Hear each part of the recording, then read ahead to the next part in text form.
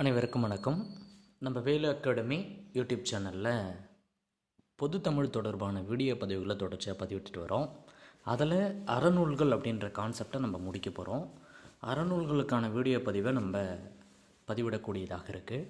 இன்றைய நாள் நம்ம இந்த வீடியோ பதிவில் என்ன பார்க்க போகிறோம் அப்படின்னா, சிறுபஞ்ச மூலம் அப்படின்னா என்ன, அந்த நூலினுடைய சிறப்புக்கள்லாம் என்ன, ஆசிரியருடைய சிறப்புக்கள்லாம் என்ன அப்படின்றத நம்ம இந்த வீடியோவில் பார்க்கக்கூடியதாக இருக்கும்.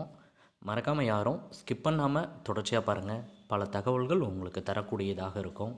இடையில் கேட்கக்கூடிய வினாக்களுக்கு வீடியோவை பார்க்கக்கூடிய நபர்கள் அனைவரும் கட்டாயமாக விடை கீழே கமெண்ட் செக்ஷனில் கமெண்ட் பண்ணுங்கள். முடிஞ்சால் லைக் ஒன்று போட்டுருங்க. சரி, வாங்க நம்ம வீடியோக்குள்ளே போகலாம். சரி, சிறுபஞ்ச மூலம். இந்த சிறுபஞ்ச மூலம் அப்படின்றது அறநூல்களில் ஒரு நூலாக இருக்கக்கூடியதாக இருக்குது. இந்த அறநூல் அப்படின்னு பார்த்திங்கன்னா 17 கீழ்கணக்கு நூலில் ஒரு நூலாக இருக்கக்கூடிய ஒன்று தான் அது இந்த சிறுபஞ்ச மூலம். சரி, இந்த சிறுபஞ்ச மூலத்தினுடைய ஆசிரியர் யார் அப்படின்னா காரியாசன். சிறுபஞ்ச மூலத்தினுடைய ஆசிரியர் யார்? காரியாசன் அப்படின்றவர் தான் இதனுடைய ஆசிரியராக இருக்கார்.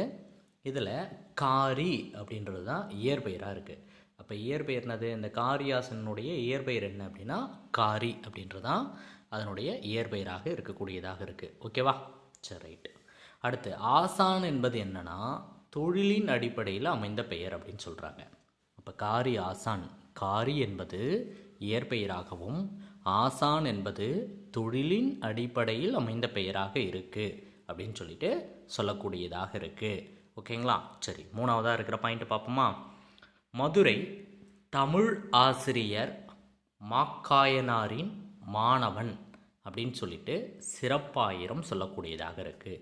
சிறப்பாயிரம் என்ன சொல்லுது அப்படின்னா, மதுரை தமிழ் ஆசிரியர் மாக்காயரின் மாணவன் சிறப்பாயிரம் சொல்லக்கூடியதாக இருக்குது. சரிங்களா?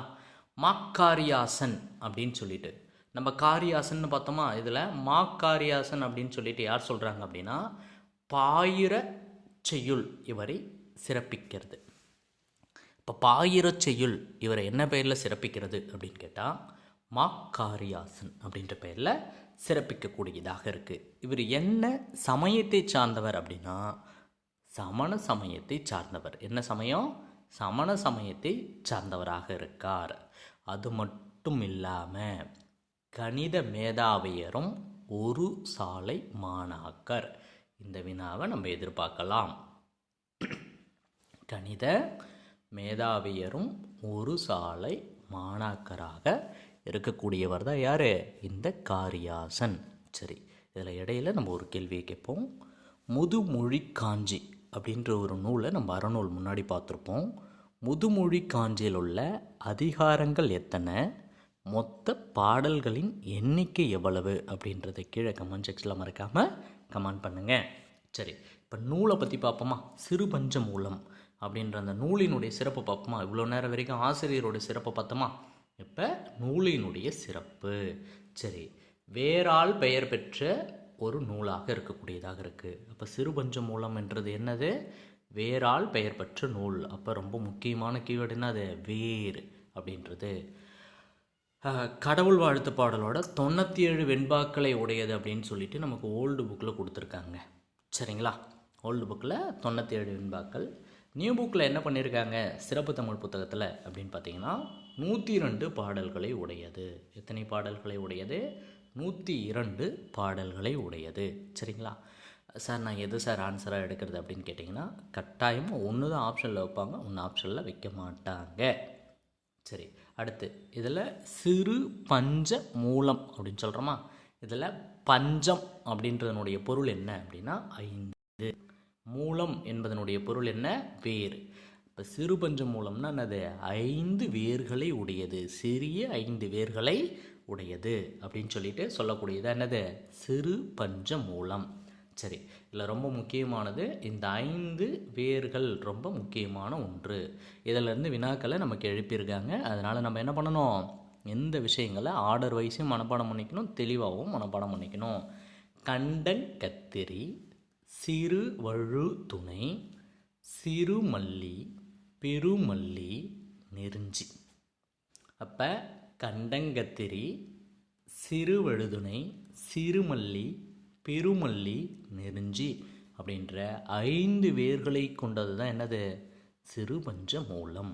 சரி, 5 வேர்களும் என்ன பண்ணும் அப்படின்னா உடலினுடைய நோய்களை தீர்க்கக்கூடியதாக இருக்கும். 5 வேர்களை உடையது என்னது? உடலினுடைய நோய்களை தீர்க்கக்கூடியதாக இருக்கும். இந்த இடத்துல நம்ம ஒரு வினாவை கேட்போம். நம்ம ஏலாதி அப்படி திரிகடுகம் திரிகடுகம் சொல்லிட்டு ஒரு நூல் பார்த்தோமா? அப்போ மும்மருந்துகளை உடைய நூல் எது அப்படின்றத கீழே கமெண்ட் செக்ஷனில் மறக்காமல் கமெண்ட் பண்ணுங்கள். அடுத்த இது பார்ப்போம். எப்படி வேர்கள் உடலில் இருக்கக்கூடிய நோய்களை தீர்க்குதோ அது மாதிரி இதனுடைய பாடல்கள் என்ன பண்ணுறாங்க அப்படின்னா மன நோய்களை தீர்க்கக்கூடியவங்களாக இருக்காங்க. என்னது? மன நோய்களை தீர்க்கக்கூடியவங்களாக இருக்காங்க. ஓகேங்களா? சரி, அடுத்து பாருங்கள் 6வது பாயிண்ட்டு. நன்மை வருவன தீமை வருவன நகைப்புக்கு உரியவன வாழ்வியல் உண்மையை எடுத்து காட்டுகின்றன. அப்போ வாழ்வியல் உண்மையை எடுத்து கூறக்கூடிய ஒரு நூலாக சிறுபஞ்ச மூலம் இருக்குது. என்னது?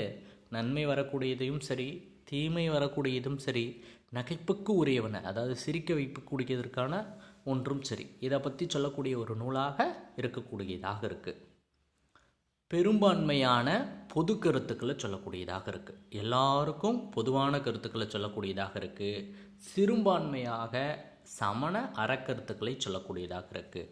பொது அறக்கருத்துக்களை பெரும்பான்மையாக சொல்லக்கூடிய நூலாகவும் சிறுபான்மையாக சமண அறக்கருத்துக்களை கூறக்கூடிய நூலாகவும் எது இருக்குது அப்படின்னா இந்த வரியை நல்லா மார்க் பண்ணிக்கோங்க. இவர் சமண சமயத்தை சார்ந்தவராக இருந்தாலும் பொதுவான அறக்கருத்துக்களை தான் அதிகமாக கூறியுள்ளார். சமய அறக்கருத்துக்களை சிறுபான்மையாக தான் கூறியிருக்கிறார். ஓகேங்களா? அப்போ சிறுபஞ்ச மூலம் அப்படின்ற நூலில் நம்ம ரொம்ப தெளிவாக இருக்கக்கூடியதாக இருக்குது. உங்களுடைய நண்பர்களுக்கு இந்த வீடியோவை நீங்கள் கட்டாயம் தெரியப்படுத்துங்க. பயனுள்ள தகவலை நாங்கள் தொடர்ச்சியாக பதிவிடுறோம். Thank you to all.